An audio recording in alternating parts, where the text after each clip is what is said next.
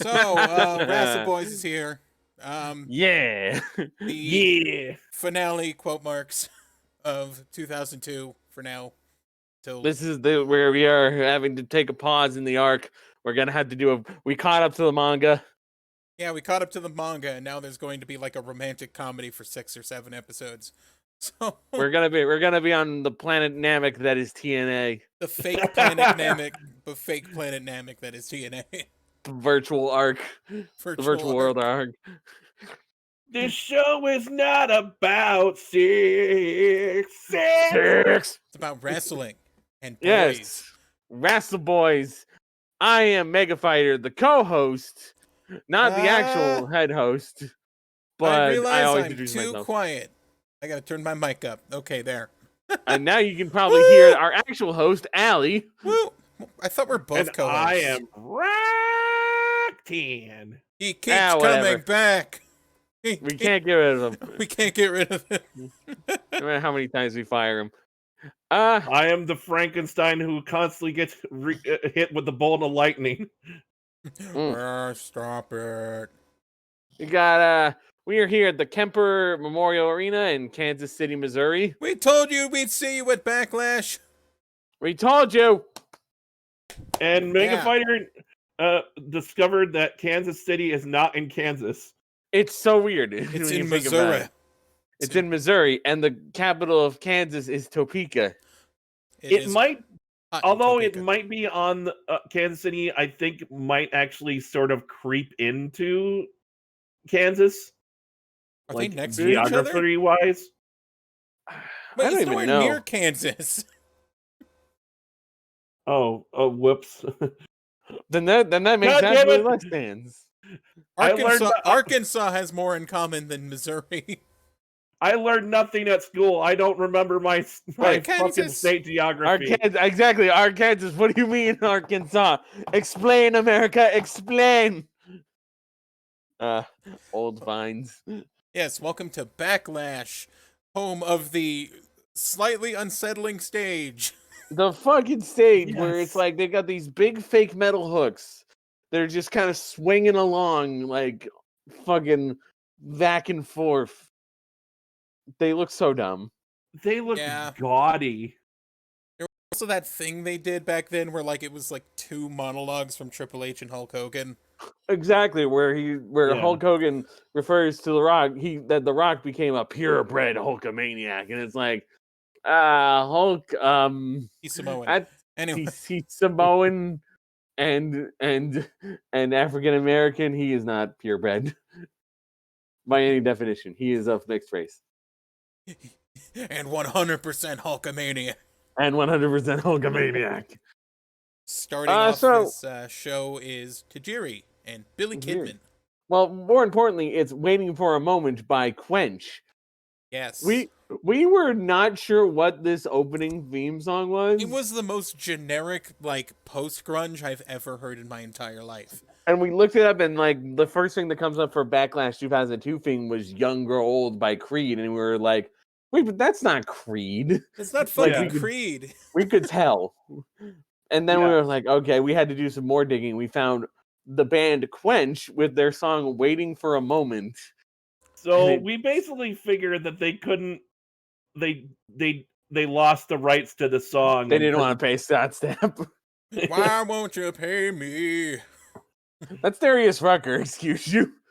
I only want to be with you. Yeah, you could tell it wasn't Creed because Creed has that signature. Scott Stapp has that signature grunge yarl. A lot of grunge fingers had. I want royalties. You're not singing, Scott. You don't have to do that. Shut your fucking head. Yeah, what do you mean? I'm just talking. We're making Alter Bridge. Get the fuck out of here. Get in there. Get in there, Josie Scott. Wait, wrong guy. No. Fucking fuck. Allie's just gonna let me sink on this one. So anyway, we start out with Tajiri and Billy Kidman for the Cruiserweight title. This was an awesome Cruiserweight match. And Miles Kennedy.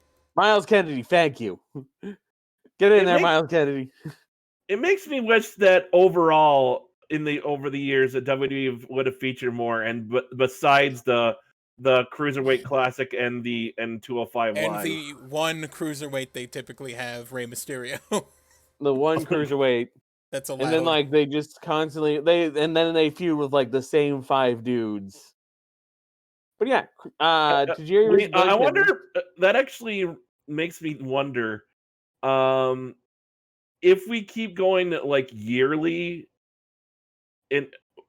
for Wrassleboys. Are we going to get to the point about how our friend described where Brock killed the Cruiserweight division? Actually, the thing with Wrassleboys is at the end of the year, we pick a completely different year. Yeah. Okay. We got a bunch of years that we have on the table and companies to join in. I never understood what he exactly meant by that. I assume there's a point where Brock's going to absolutely dominate and destroy the Cruiserweights. I mean, he killed Jeff Hardy later. But this match was fun as shit. I loved like Tajiri versus Billy Kidman. It started out great. They gave him a lot of time, and like Tajiri was going nuts, man. Yeah. Honestly, he also yelled at the crowd to shut up. This might have been, this might have been, if not for another match, possibly the best match in another. This is a contender for best match of the whole show, I think. There was a springboard tarantula spot after like Kidman breaks out of the tarantula, like fucking Tajiri jumps on the ropes and bounces so he can grab his legs. There was a German suplex spider bridge that that was awesome. There was the spot where Tajiri, and I forgot that he did the handspring back elbow, but where Kidman met him with a drop kick to the back. Yeah, he did he was going to do his handspring elbow, and then Kidman just drop kicked him. It was fucking awesome. There was a shitload of near falls. Tajiri wins after misting him during a power bomb with red mist. The red mist. We will talk one day about the mist. Which I think I honestly I will avoid talking about the mist. I wish he honestly would have used the green mist because the red mist made it harder to see. But Billy just spit a bunch of blood on him. Well, Billy Kidman didn't want to get cum in his eyes. I have gingivitis. So for those of you who don't know this Here story, we go.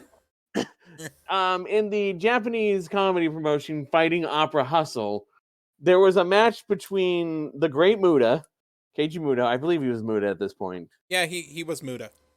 Versus the women's wrestler Yingling the Erotic Terrorist. That's a name. Yes. Where Muta sprayed mist. He like held her down and like held her legs open and sprayed mist right into her crotch. Oh no. This is true. And then she eventually like birthed a giant egg. From which an egg? Like I think there was an egg involved. What? Because then from the egg hatched the baby wrestler Monster Bono, which Monster Bono? Or Monster Bono. It's Akebono Taro, the sumo wrestler, but now he's a giant baby. Do you think that's where maybe Vince got the idea for Mark Henry and the birth of the human hand? No, this was years later. Okay, this was like. So 2007. do you think they stole it from them?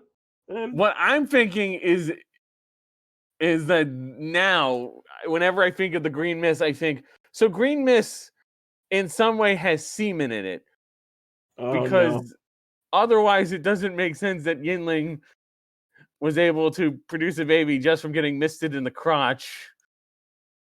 I see. It was correct. Was born from a giant egg. She also was Yingling the whatever the fuck it is. Apparently, she was accused of having ties to the Yakuza. Yep. Accused. So now, anytime I think of the Green Mist, I think they put some of their semen in it. Well, does that mean they have to wrestle an entire match with cum in their mouth? Yes. Oh, It also means that there was a time where Albert spat in his hand and rubbed cum in people's eyes. This is how this show goes, people. This is Wrassleboys. I don't think I want to be here anymore. Good, you're fired. It's like just now that's some crest protect right there. So Michael Cole interviews Tajiri, and Tajiri just shouts Japanese at him. Yes. And Cole just looks awkward. He's like, "What? Why did I ask? Why did I ask you? Good, I got the guy. What? Didn't we also have a point of noting that like Tori Wilson doesn't really look like a geisha? She looks more just like she works at a spa. Or a geisha, and I just said she looks like she works at a spa. Yeah, just something to break up. Like she's the massage therapist. Just like Yukiko Amagi. Oh my god. Come to the Cherry Inn in Hot Springs. He'll give you a tarantula. That'll fix you back. Nothing takes out those wrinkles like a buzzsaw kick to the face. God damn. Need to relax. Here's some poison mist. The sauna is just full of like poison mist. Yeah. Oh no. Oh my god.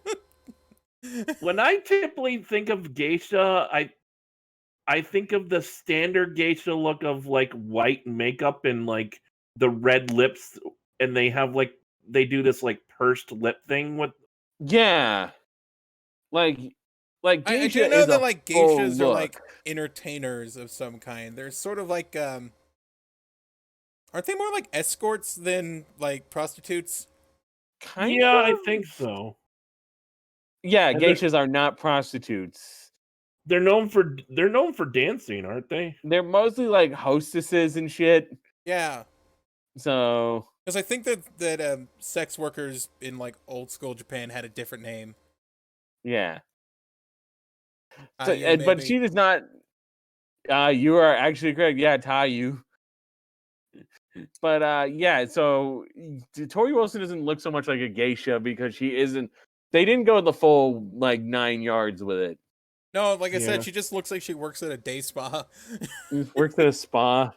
Just like, oh, we got this oil that has verbena in it. It also causes vampires to do spit takes.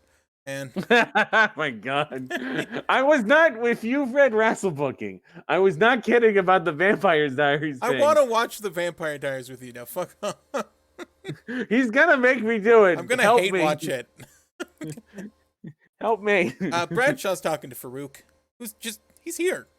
He's just here. This isn't a Raw or SmackDown pay-per-view. It's just a pay-per-view. Yeah, there wasn't brand exclusivity just yet. So yeah, this was a nice little transition of just like, hey man, go beat up Scott Hall. Hey, go fuck up Scott Hall for me. And then it's like, yeah. And then we cut to Scott Hall. And then we cut to it's Scott Hall with Kane. With Kane fighting Bradshaw with they Farouk, who comes in doing later. This joke. What joke? That was Kane. And then X-Pac just kind of showed up like halfway through the entrance. Yeah, halfway through the entrance. You know what was the funniest thing that was like only something you and me noticed? When Bradshaw came out and they played his theme, and then a minute or two later, because like X-Pac was accosting Scott Hall, Farouk came out and the theme played again. Yeah, X-Pac was accosting Bradshaw, so Farouk came out and they played the theme. So we just kept joking about like, so what's the difference? There's a subtle difference between Bradshaw's and Farouk's themes that we can't hear. His goes wow, and mine goes wow. Yeah, it was like his goes wow, and mine goes wow. It makes you think that the production crew fucked up, except they didn't, or maybe the record skipped. But yeah, so this is mostly just kind of a brawl. This match is just punching for like 5 minutes. Just punching with minimal selling. The thing I kept focusing on was the fact that Hall's trunks said Hall, but the A was really big for some reason, so it was like, yes. Hall. All. JR refers to this match as being bowling shoe ugly. Bowling shoe ugly. And Jerry Lawler talks about how bowling shoes are back in style. No, they're not. Or something. I would say bowling shoe ugly is an accurate phrase for this match. X-Pac sort of just like runs around the ring like an angry chicken, and like Farouk keeps chasing him, and then Hall blows Bradshaw and wins. Yeah. Now we come to the weirdest segment of the night, at least for me. Who won in this match again? Was it Scott Hall? Yeah. It was Scott Hall. Can I quick say that I don't think Hall looks good with black trunks in general, and just with the NWO logo around his trunks. What trunks does he? Like he's wearing. What trunks did he wear as Razor Ramon?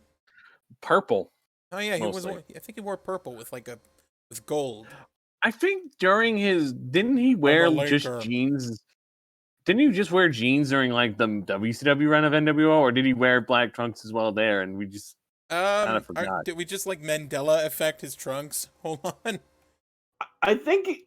Oh, he wore black on red for the most part. Yeah, because he with the Outsiders, which had wore red.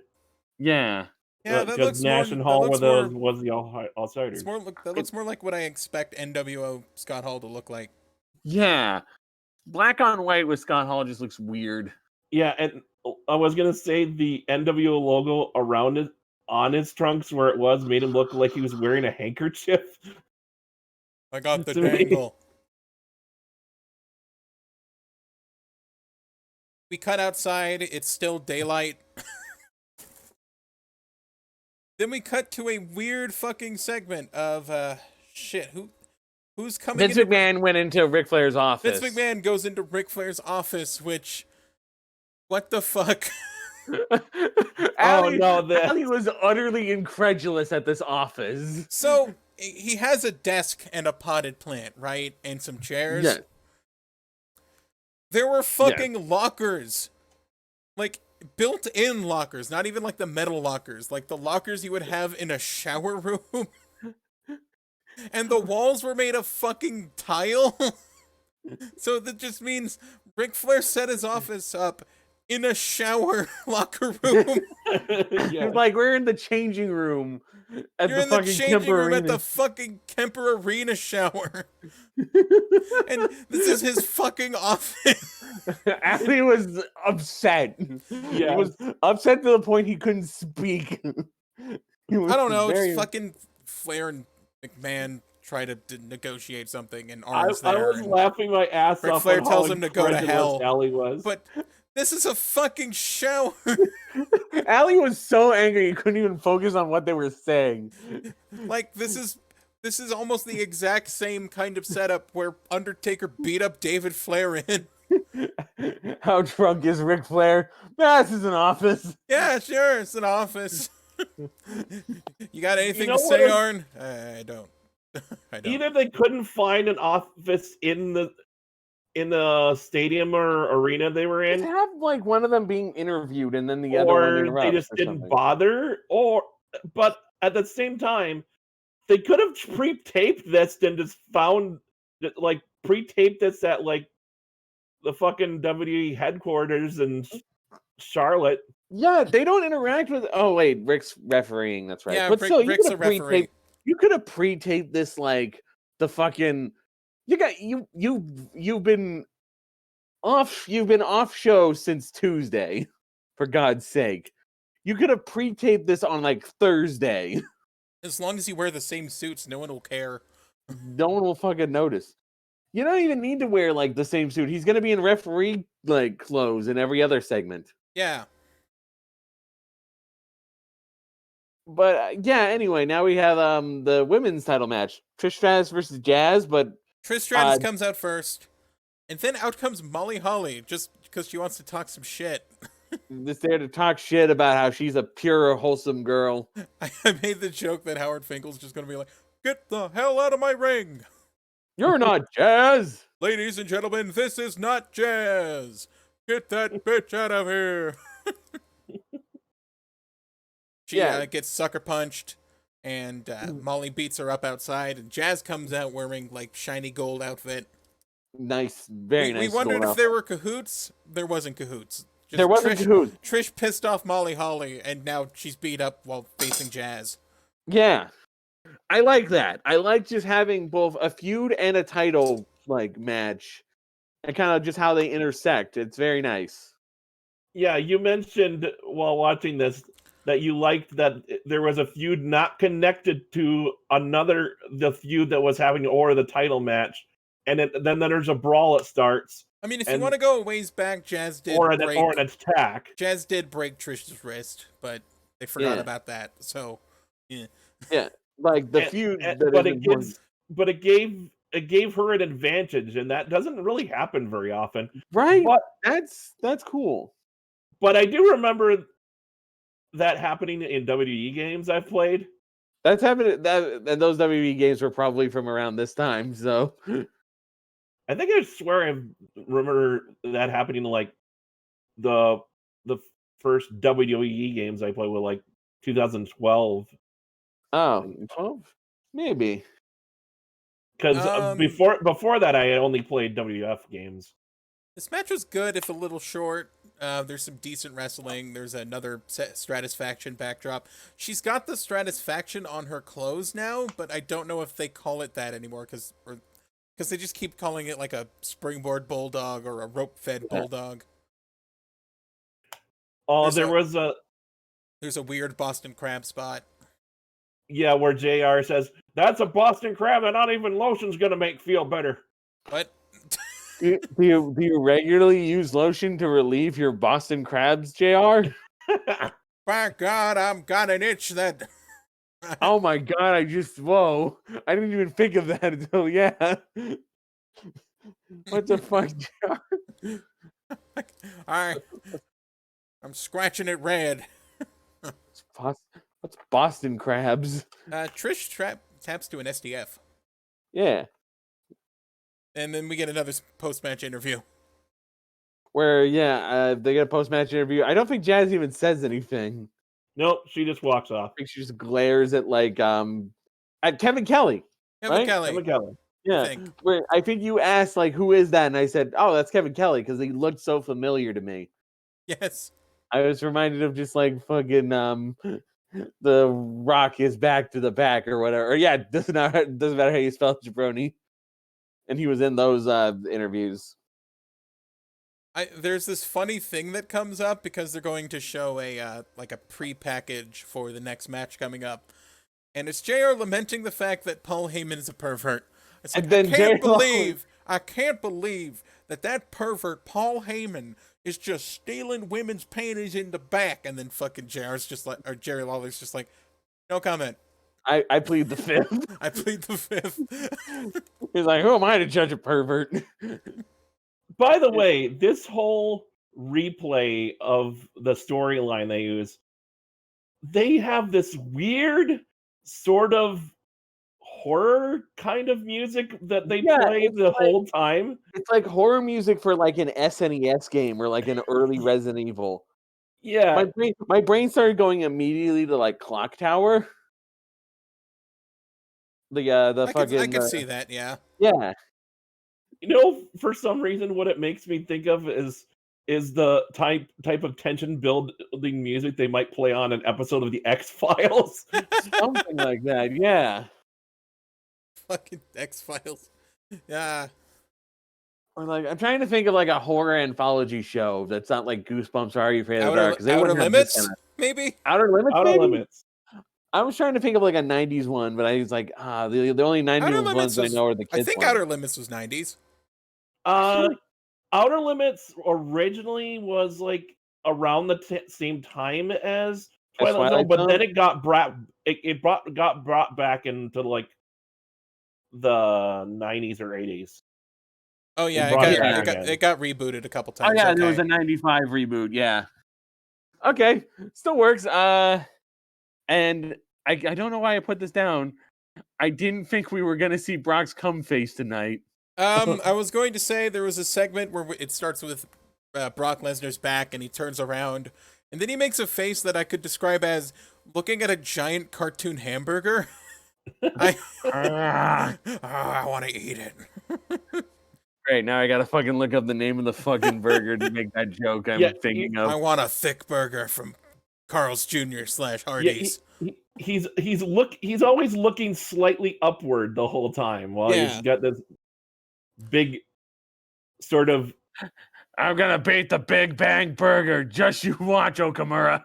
He's got like he's trying to do this intimidating, intense, evil grin. And it just looks kind of goofy. The only reason it works is because he's fucking buff as shit, but yeah, it still looks like he's looking at a big burger. I want that burger. I called this match Jeff Hardy dies. Jeff Hardy dies. We got to see more of Brock's like terrible early Titantron and his shitty theme song. His shitty theme song is terrible. Oh yeah, Ellie, you had the comment because during his Titantron, they had his tattoo turn green and literally jump off of his back. It shot out of his back. Yes, it did. It was so dumb, but I kind of loved it. I'm sorry, I'm just looking through our videos just so I can find Brock Lesnar's Titantron because I found Don't Woof. Woof. Woof woof. Okay, I think I found it. Here we go. Brock Lesnar's coming out. Whoa.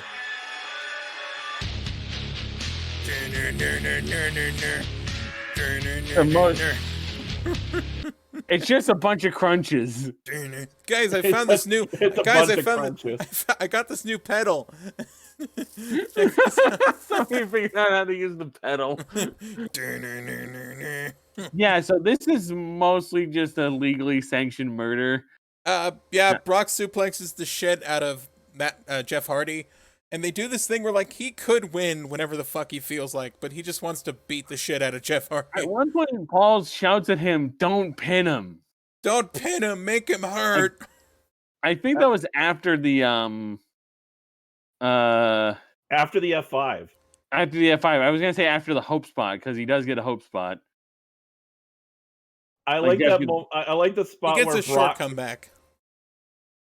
I like the spot where Brock was doing like these sort of he had him in like sort of a fall away, like the position you put someone in before a fall away slam, except he was doing backbreakers on his knee. You know, lifting him up and bringing him down into his knee. So, yeah, Jeff and it looked like he was carrying Jeff around like he's a fucking baby. Jeff tries to make it equal by grabbing a chair and just eats an F5, and Heyman's like, rip his balls off! Jeff is getting paint everywhere, by the way. He's got it on Brock's face. It's all over the mat. It got into Brock's, like, eyebrow. Yeah. So we were wondering, like, does he have, like, a weird forehead vein? But no, it's fucking paint. Paint. And it's UV paint, which somehow it still managed to come off and you could see it. Yeah. Well, it's slightly green is what it looks like, and then it turns UV colored. Jeff gets the shit power bombed out of him, and Teddy Long just calls it. And ref stoppage is a rare thing to see in a WWE match. Didn't pin him. Just Teddy was like, all right, that's enough. Let's pack it up. All right, get off him. He's dead now, player. We got to send him home in one piece.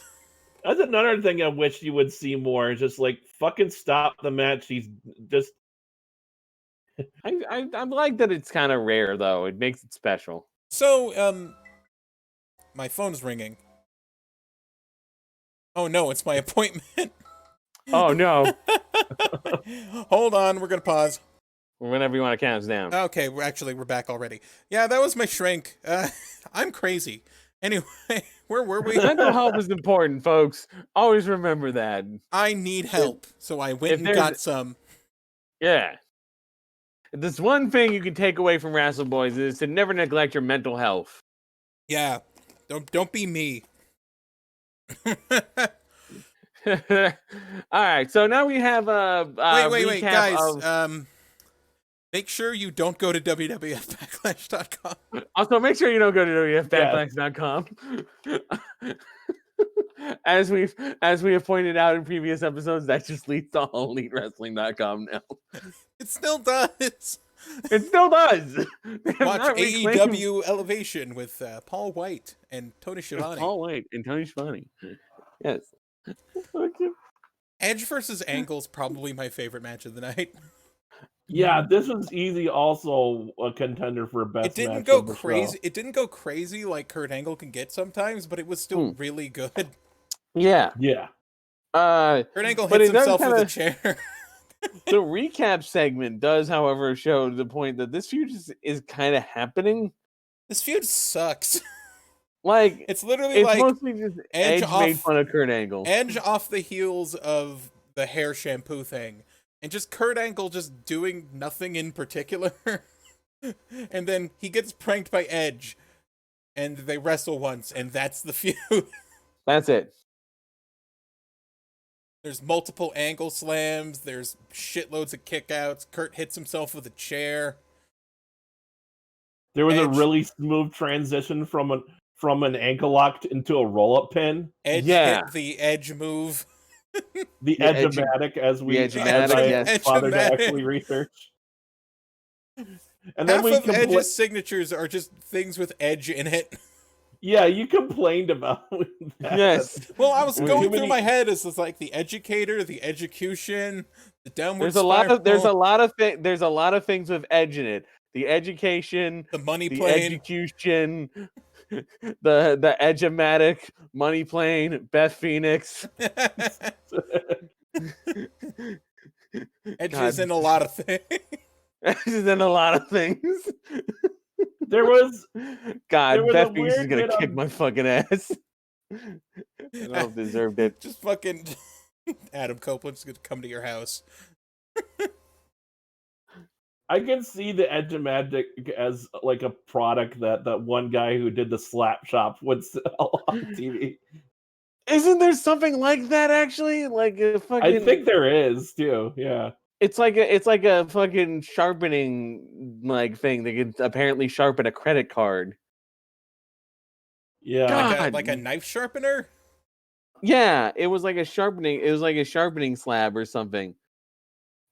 God, A whetstone? do you remember? Yeah, kind of like a whetstone, but What are we talking about? there was it was like an as seen on TV thing that like where you could like sharpen a knife with it, or you could sharpen like a credit card, and they showed like a credit card cutting through. And You it know, was- the edge of glory, Yes. That's what I'm Oh, it thinking of. wasn't. So it wasn't the Edge-o-matic. It wasn't Okay. the Edge-o-matic, but it was also an edge thing again. So There was a weird moment on commentary where Jerry goes, "I'm gonna give Kurt some water," and Jerry goes, "I don't think that would be fair."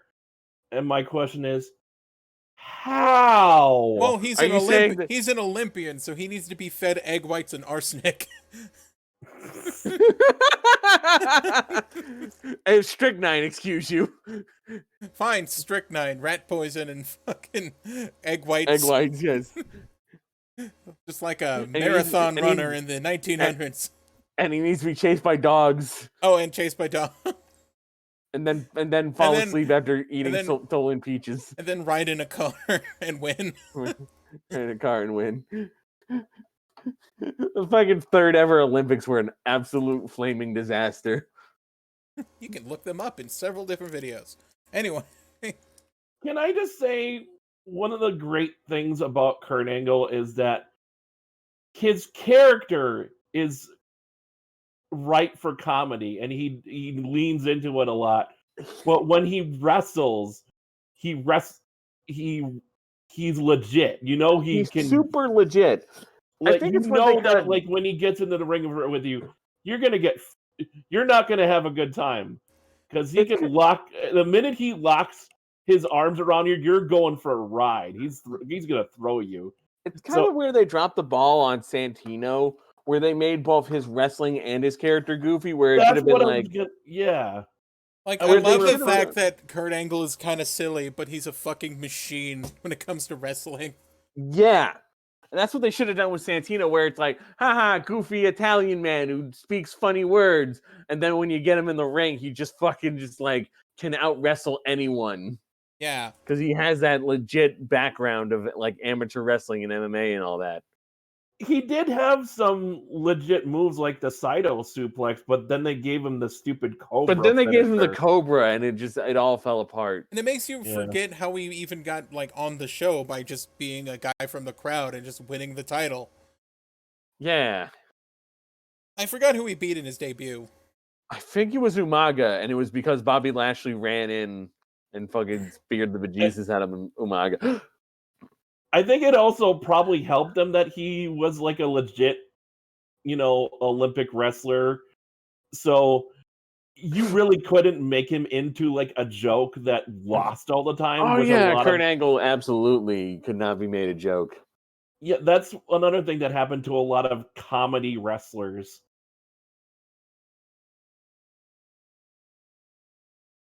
It just sort of Anyway. takes away the fun of, like, you can be a good wrestler and funny. You don't have to be Yeah. a joke to be funny. Yes. Angle wins after 2 Angle slams. But still, it was a very good match. I thought Edge won off the Edge-o-matic. No, he didn't. Oh. Okay. Sorry, Yeah, there was a really cool looking sign that I spotted in the crowd that said Y2 Jurassic, but in the style of the Jurassic Park logo. Ooh.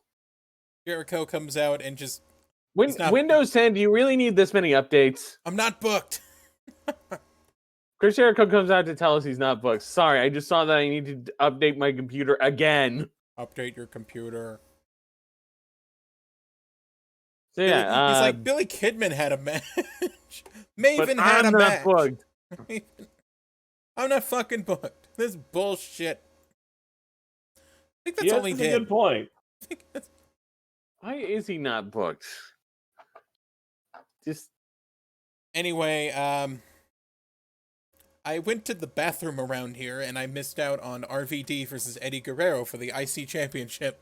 yeah. And What do you Jerry think? does that thing again where he keeps going, and he did this like at the beginning and at the end of the match, keep going, Latino Heat! Latino Latino Heat! Heat! Latino Heat! Yeah, Mega Vanity. Fighter told me to talk about this during the show, but when I went to the bathroom, I went to wash my hands after I used the bathroom, and then I ran out of soap, and I had to fill up new hand soap. And then I spent the entire time complaining about hand soap refills. So we're Yes. like actually watching this match, and instead of talking about the match and making notes on the match, Ali and Roxanne just start talking about soap, and I'm just like sitting here like, you guys are talking about soap. Well, I had a legitimate grievance, okay? Look, it's What did really the soap start doing your frog splash too? No, the soap comes in foaming and gel, and the foaming is just the gel but with water in it, and it costs the same as the gel. So you can just buy the gel and put water in it, right? Why would you buy the foaming one if you could just put water in the gel? He makes sense, although at the same time I was mentioning that I've known people in my life who did this really annoying thing where they don't want to waste anything. So when there's a tiny bit of soap, that they'll pour water into the soap to get the last bit of soap out, but it dilutes it so much that you can't make suds anymore. It just comes out as water. It drives me nuts. Yeah, I missed this entire match because I was filling a thing of soap. Go me! Journalism. Jerry and JR did get into an argument on who did the frog splash first, i.e. who copied who. JR said D'Lo Brown did it first. And I go, well, maybe in Are you saying WWF. it turned into an argument? That the Coco Beware did not do a frog splash. Why are you bringing him up? Shut up. And to answer Maybe your in question, WWF 2002, JR and Jerry Lawler, the guy who did it first was Art Barr, and even then, I think even Art Barr was inspired by someone else. I always thought it was I thought it was always a Japanese move, weirdly, but it's makes sense. I that it's a looked it lucha up. move. It was actually invented in the early 80s by Arturo Hernandez, aka La Fiera. There you go, La Fiera. I remembered because Eddie talked about it on like a documentary. Although that was an early version of it, that the versions that we see now are much more modern. Yeah, and the modern version was like perfected by Art Barr, who then passed away, and Eddie started doing it in tribute to him. And then RVD started doing a frog splash too, because he probably saw Eddie do it. It was like, hey, that looks pretty cool. I gotta do that. This was a pretty damn good match, though. This was, I mean, as was expected, RVD and Eddie Guerrero putting on a good match. Let me circle the wagons back to soap. Okay, just kidding. Motherfucker. I do think that it could have standed to be a little speedier, like considering how they were just going in the tag match. I felt that they could have just sped it up a bit. Well, I mean, they clearly didn't have enough content for this fucking pay-per-view because the next match is half an hour long. Yeah. And it's the worst choice for a half-hour-long match. Eddie Guerrero wins, by the way. We're feeling Eddie Guerrero wins the IC title. We're feeling that Latino heat. The Latino heat! How does your splash have lime? Was a sign I also spotted. What? With a splash of lime. Well, if it has lime in it, then it's an emerald splash. Oh, that's a good point. You know, honestly, if I was like a Latino-themed wrestler, which I'm not because I'm a white boy, yeah, I would call my finisher the Modelo Time with a splash of lime. Nice. Modelo Time with a splash of lime. That's actually that's a flavor of Modelo. So like all the Latinos in my town, they buy shitloads of Modelo. That's like their favorite. So we get a recap of the fuck that Coors Light shit. Fuck that other stuff. Modelo Time. We get a recap of the story between, Taker, Flair, and Stone Cold.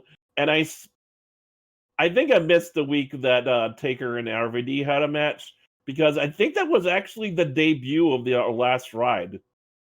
I thought he did the last ride before that. He probably did the last ride before that. He might have. I just don't remember it.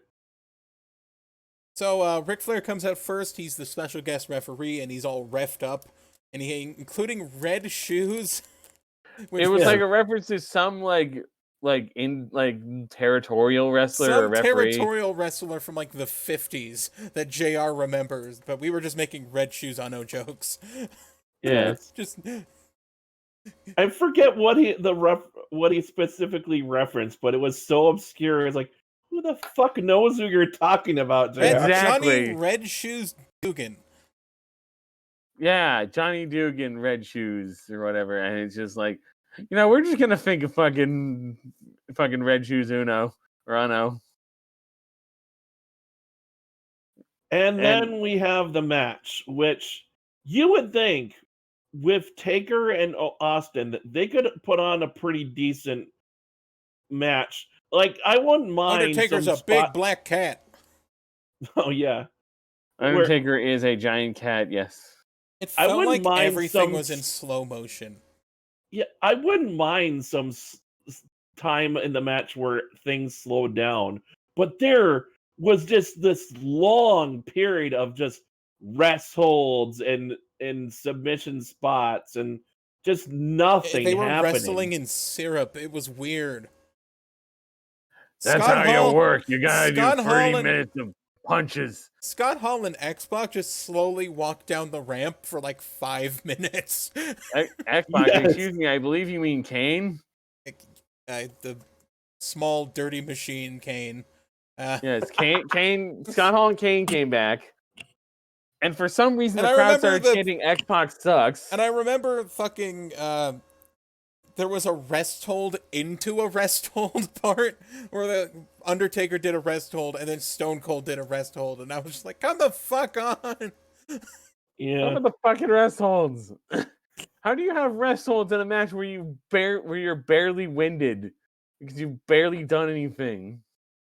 There's a lot of the standard spots. There's Lou Thez presses. There's leg drops on the apron. There's that weird, like, uppercut he does, like just Stone Cold just doing punches and in the corner and stomps in the corner. Everyone got their shit in. There was more I rest don't even holds. remember if there was an actual like run-in from Scott Hall. Referee Ric Flair's a very odd choice because every time Ric Flair got bumped into, like he got bumped into both by Austin and Undertaker, he's out for a fucking minute.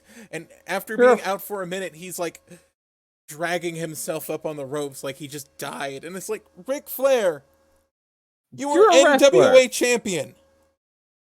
You're not even bleeding. Get up. You're fine. You've been wrestling for fucking years. Why does Stone Cold running into you knock the wind out of you? Yeah. And also, he had the most ginger counts of just like, 1.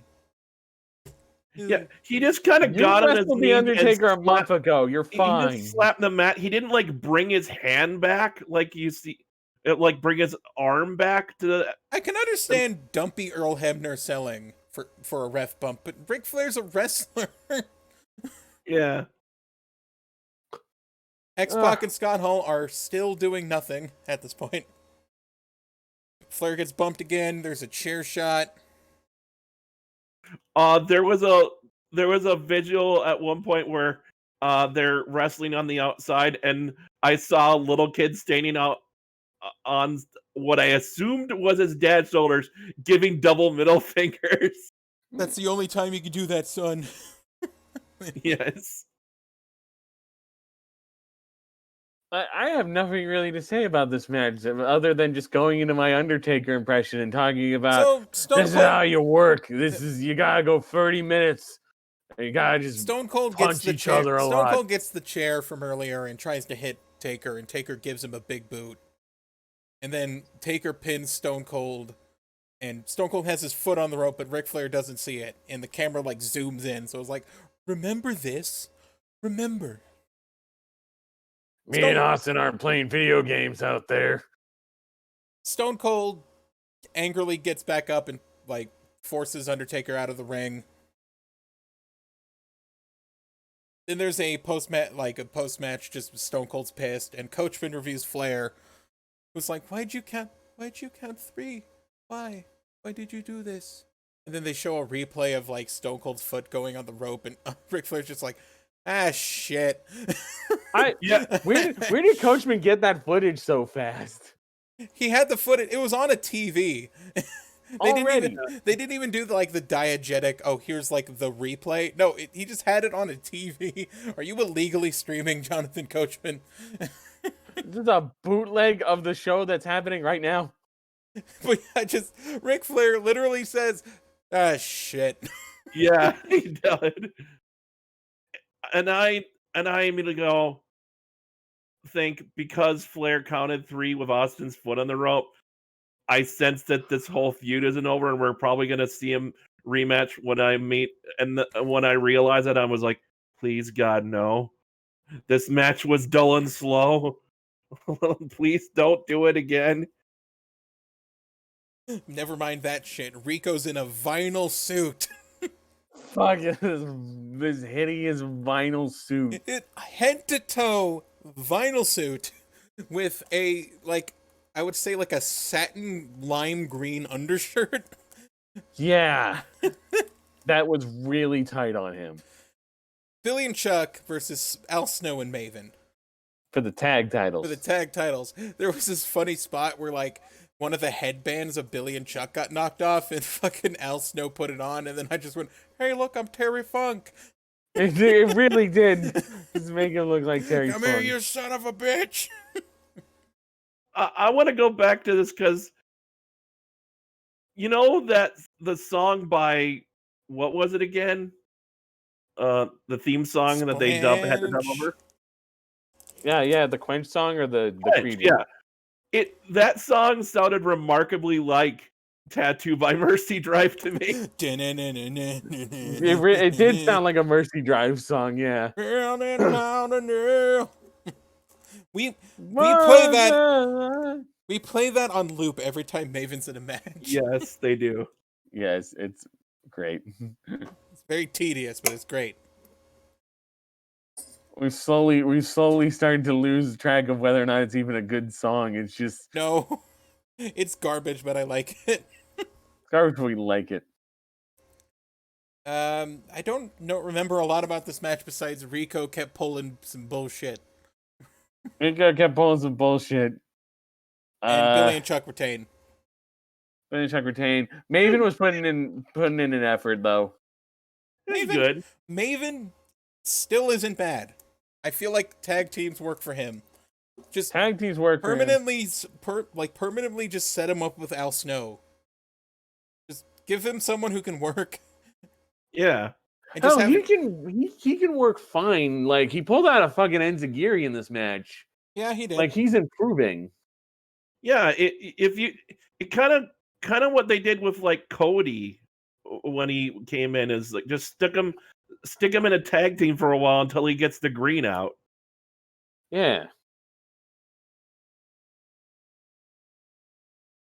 Just I don't know. I just feel like they did Maven dirty. That's all. They did Maven very dirty by like sticking him way too early into a spot with main eventers. Especially with The Undertaker. Especially The Undertaker, who was of no help. Yeah, because Undertaker is so obsessed with like tradition and status that toughness that it just sort of feels like he's not going to even let Maven.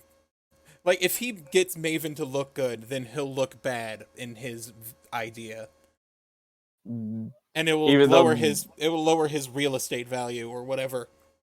He'll lower his stock or whatever. Yeah. And it just even though stock, as it turns out, is completely meaningless. I was gonna say that's just a way to like treat rookies like shit. Yeah. I got the hiccups. Oh, it's paying your dues, right? You gotta pay your dues and stop playing all those video games. Yeah, Undertaker. I'm not a big fan of Undertaker. Not fucking shooting bitch, Mark Calloway. Yes. Just fucking him talking about keep pretending you're dead. Keep pretending you're dead. It works better than you trying to be all like, oh, you know, a locker room full of tough guys. It's like you sold Shane McMahon punches. Get out of here. Oh yeah, didn't Undertaker also sell like really weak Austin? Oh wait, I think it was the other way around. I think Austin sold really lame Undertaker punches. Yeah, Undertaker's punches sucked. Taker honestly seemed like he wasn't even really trying in that match at all. This match needs an editor. This match needs like 10 less minutes. We're going back to the Undertaker Austin match. We're talking about how much it sucks some more. Yeah, if you don't mind. God, everything about Biker Taker is terrible. I don't know if it got over because it was unique for a face, but now he's just a shitty heel. And he's just kind of, he's a 6'10" whiny baby. He's listening to Limp Bizkit. He's listening to Limp Bizkit. And he's riding his motorcycle and he's looking tough and mean. And it's just, tough with his fucking beer gut. It's like some guy's OC. Like and he has this like personality that he's written or like someone has written for him where he's like above all this and just like, I'm gonna call everyone out for their wrestling bullshit. You know what?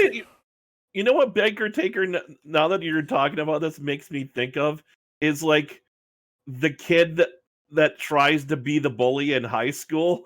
Yeah, it's like everyone's it's like everyone's like E-Fed. Like there's the one guy in there's the that E-Fed character. There's like that E-Fed character that's meta and leaning on the fourth wall, like, and then you're gonna say that, and I'm gonna think it's stupid because that's what you would say. And it's the fucking wannabe pipe bomb guy. It's the edgy pipe bomb guy. In the E-Fed I played in, that was the Sammy Callahan player until he got banned. So yeah, I know the feel. I had a weird theory about something where watching this match and how dull it was made me wonder if something didn't happen along the line where maybe he got responses back by telling him how much his matches sucked during this period to later on the years when we got those big WrestleMania matches that he would do, that's why his response, instead of okay, you want a match, I'll give you a fucking match, was to his response to make it more exciting was to just involve a bunch of finisher spam. I don't know. But man, this was just a bad period of the It's Undertaker. just Undertaker's moveset has devolved at this point in 2002 to just like It's the punching and like rest holds, and sometimes he'll do like a leg drop, and then he'll hit you with a tombstone, and that's how he wins, or something like. Wait, he doesn't even hit the fucking tombstone. He just hits the last ride and he wins. Or he fucking tries to put on an MMA or hold, the Taker care of business, or which the totally Taker care is, of which is business. totally over. By the way, that's so fucking over. It's so over like over- the breakdown. In this so match, over- actually, Stone Cold did it to him. It's so over that I don't think he's done it since that one time. That one time he tapped a guy out. Yes. Okay, so I'm we sorry, we I are just now fucking hate that man. Yeah. It's not even dog shit enough to be entertaining, which is like the train wreck matches you can do. It's not even fun in its badness. No.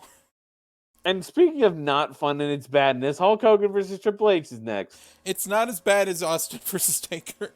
It's not as Yeah. bad, but I think only because it was shorter. It's about 10 minutes shorter.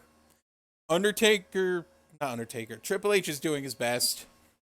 It's just Hulk Hogan can't go. He can't go. He can't go 20 minutes. I don't know why they Yep. gave him 20 minutes.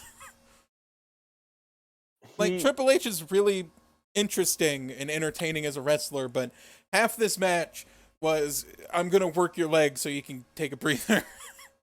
Pretty much. Honestly, I was thinking, like, Because Hogan comes out with a leg brace. considering how long both of these matches were, it's especially with the It Taker was match. literally I know the I'm going last back to hour it of as the like, show. is that when Taker and Austin saw how much time they had, they was like, I don't know if we can make a match go that long. We're just gonna pad it out. Fuck it. Oh Yeah, god, rest yeah, hold, dear. definitely. Like, they have so much people wrestling. By the way, if, like, this is a 2-hour show stretched to 3 hours. And that gives me the question, where the fuck is Booker T? Where's Booker T? Where's Why Kane? Working. Kane's out on like kayfabe injury, right? Okay, he's kayfabe injured. I'll give him that. But or possibly recovering from an actual injury. why can't Booker T have a match? Like, Where's Benoit? They were talking about how Chris Benoit's coming back or something, like on like the draft episode or something. yeah, they said he's coming back to SmackDown, but it's just like, you have guys who are like, oh, we need some matches between Austin and Taker. Where was Test? Jericho had a great point when Jericho he came out. wasn't It's like, booked.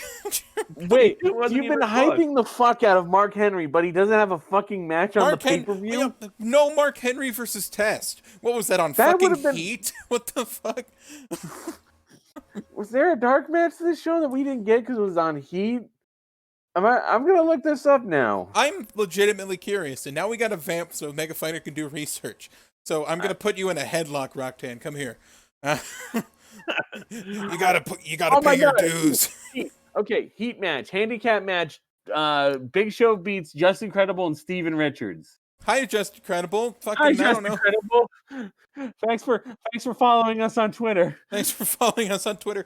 You could have been on Backlash. You probably You would have could made have the show. actually been on You Backlash. probably would have made the show better by just wrestling for 5 minutes. They wrestled for 2 minutes on the Heat. Why the fuck?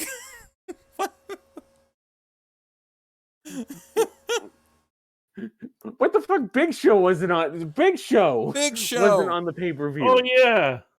He was working Heat. Release Heat. Release heat, damn it. God. So I don't care about this fucking match all that much. Triple H works the leg. Hulk Hogan gets mad, starts jiggling, and Commence the jiggling. like Commence the jiggling, brother. And honestly, the only part of this match that made it interesting Jericho runs was when the interference started happening. Yeah, Jericho doesn't run in. Fucking Angle doesn't Jericho run runs in. Angle runs in. There's fucking Earl Hebner takes a bump. They wake up Earl Hebner. He does another jiggling Hulk up sequence. Hulk Hogan commences. You know what's bad about this match? Misses the leg drop. Then the Undertaker's there. And he kind of interferes, but Hogan's like, I don't need your help, brother. Like, it's two faces, but it's one you don't really care about because it's Triple H, and he's not the best babyface in the world. He's playing heel in this feud because Hogan's supposed to be the face. Because Hogan's that's the why face. all those promos of Triple H is going like, I don't care if you're my childhood hero, I will go through you like an obstacle. But Hogan's like a nostalgia act at this point. Yeah, because he's really 45 or he's like 48. he's heading into his 50s. I'll run you over with my car like I did Austin. He was actually almost like 49 at this point. And so, his body is destroyed. Like there are some 50-year-old wrestlers who can go like Chris Jericho because they have a very like workable style that's safe.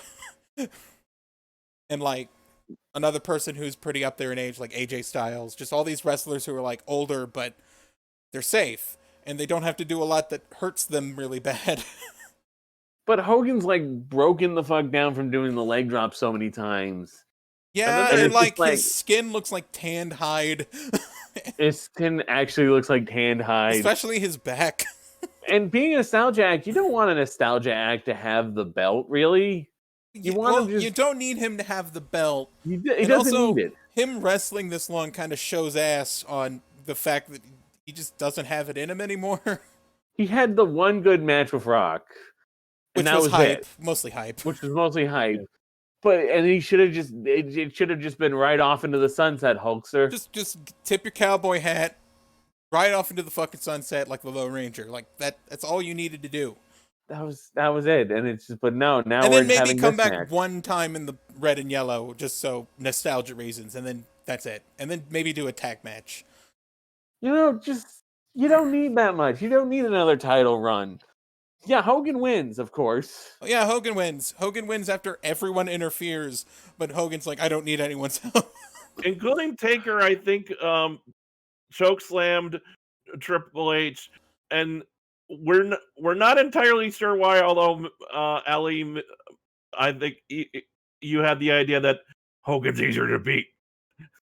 Yeah, because Undertaker smirks as he walks up the ramp while Hogan's celebrating, because it's like, I'll have a better chance against Hogan. So Hogan wins, Triple H gets busted open, and while Hogan's celebrating, Triple H just starts walking up behind him. Like my sleep paralysis demon. And Triple H has this weird thing when he's like trying to feign anger, where he just starts going.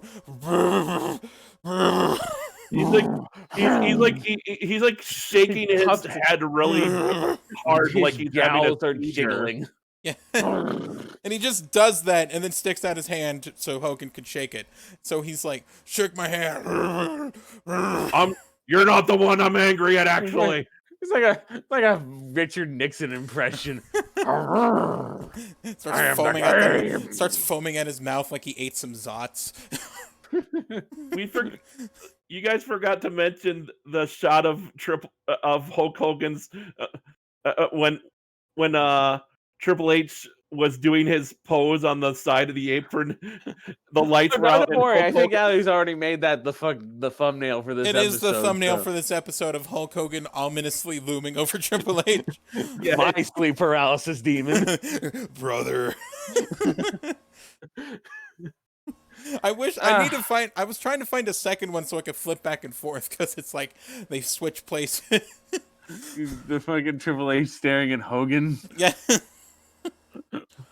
Oh man. I I still contend that the entire reason is that Vince is just literally making money off the crowd's nostalgia, and that's the only reason that Hogan is Basically. Yeah.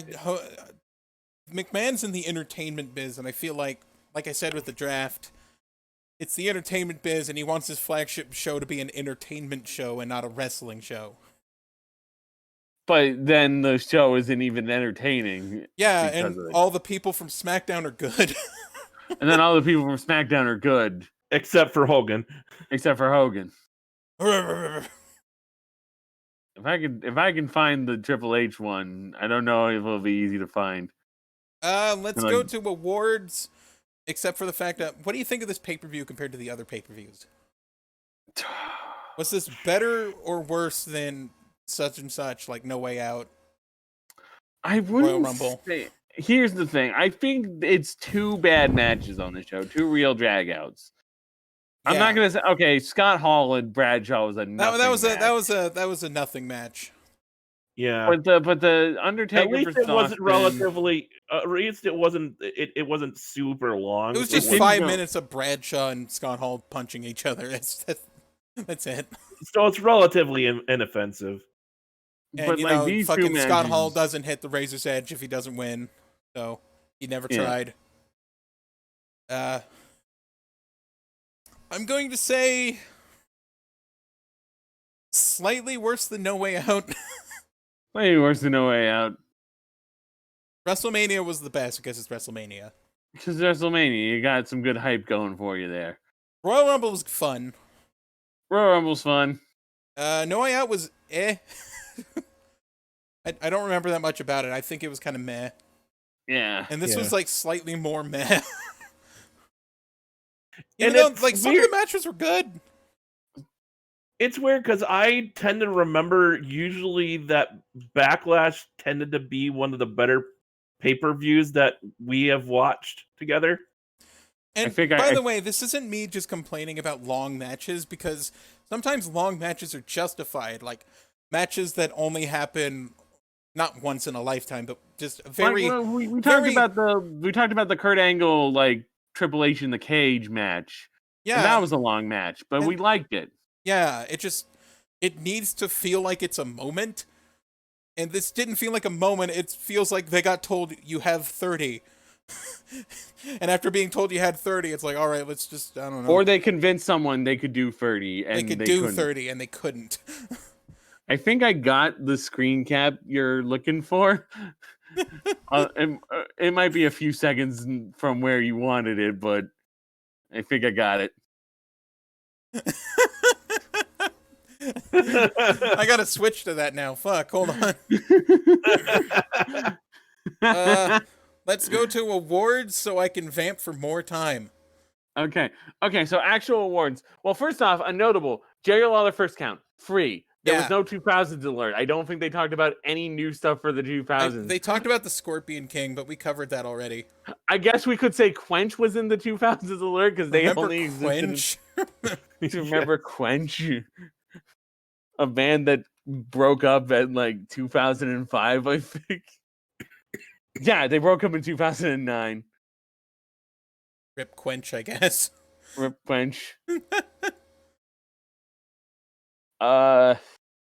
Okay, so now we actually have to talk about a real award. MVP, Kurt Angle. Kurt Angle. Once again. Underrated. I thought you guys were gonna go with Brock though. No, Brock was close, but Kurt Angle put in a great performance. Yes, so MVP Kurt Angle. I kind of want to see what you guys think for underrated, then I'll tell you mine. Okay, I'm gonna go with Maven. I'm gonna go with Tajiri. Ooh, okay. Roxanne, what do you think? Yeah, I'll go with Tajiri. Yeah, fair. Even though he won a belt, but Tajiri kicked ass. Who gives a fuck about the Cruiserweight Championship? Exactly. Sign of the night. I was not paying attention. I was not paying attention to the signs. We didn't look at signs. Roxanne. Did you see signs? I had the 2 signs that that I saw was the Y2 Jurassic one, or the How Does Your Splash Have Lime? I I'm kind going of. to say Y2 Jurassic. Okay, What do I you was gonna think, go Alex? with Modelo Lime. I mean, Taste the salt on the rim. We had trouble spotting signs. Yeah, during they this. were pretty tight on signs. Besides, like, just Yeah. generic ones like, I like Hulk Hogan. Yeah. And what? There was one K. yes. Oh yeah, there was a sign that said K. What's The our Y Y? segment. The Y segment. Well, there's two options. There's Ric Flair's office, or why was this match 30 fucking minutes? We bitched about the match being 30 minutes already. I'm gonna go back to, why is his office a shower? Ric Flair's shower office. Okay, that's our Y Woo! segment. Gonna shower, then do some notes. Gonna look at my folders of Kurt Angle in the shower. Look at his pictures of Kurt With Angle. Arn Yeah. Anderson watching. I don't want to do that, sir. Woo! I'm hoping I got Oh. like the right picture Oh, for there you, was. Allie. I forgot that there was that one segment where Taker walked into Ric Flair's quote unquote office and wagged and pointed a finger I at him. forgot about that. Yeah. Yeah. I think that's something Allie missed when he went to wash his hands. Was like you missed like Undertaker and Ric Flair just kind of staring at each other.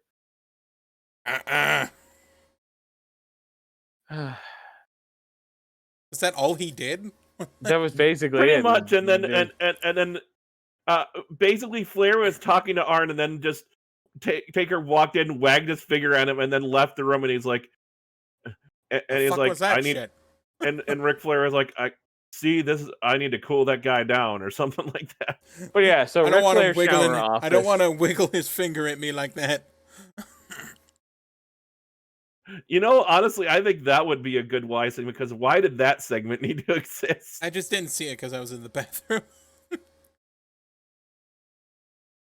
I'm just reminded of when he just slowly walked If that's up on all he was Deborah. gonna do is just walk in and wag his finger at him. By the way, remember when I said that, like, I wouldn't complain about him just slowly, like, stalking Deborah if it led up to something during Backlash? It led up to fucking nothing. It led up to fuck all. So that segment from last week was literally absolutely fucking nothing. Yeah. So pointless. That was so pointless. I think that about does it for Backlash. Yeah. And that'll begin the Sasuke retrieval arc that is the Great Peacock Pause. The Great Peacock Retrieval that's Arc not- Pause. That's not fair to the Sasuke retrieval arc. That was actually important No, to the that series. pretty much set up the entire premise of Shippuden. Yeah. This is like the Star Village arc. The Star Village arc. Or like when Sasuke runs away and it's just like 80 episodes of nothing. There's the episode where they have to go to like some like an inheritance reading, and like the unimportant like filler episode character has to not laugh, so they bring in Shino, and then like somebody drugs Shino's drink or food, so he starts laughing. Yes, this was an actual plot of an episode of Naruto. I'm not kidding. I hate filler in animes. Hopefully the TNA content will be fun though. At some point, I will make you watch all those fucking filler episodes and rate them. I think the most ridiculous filler episode I ever saw was a Shippuden episode where there was a ninja fighting ostrich. Okay. Remember how in the filler episodes they brought back like the dude that tried to steal the scroll from the first episode of Yeah, Naruto? and he was a furry. And he was a tiger man now? I swear, it's just one day, you and me, we got Hulu, we can watch all of the episodes, So it's only filler episodes of Naruto?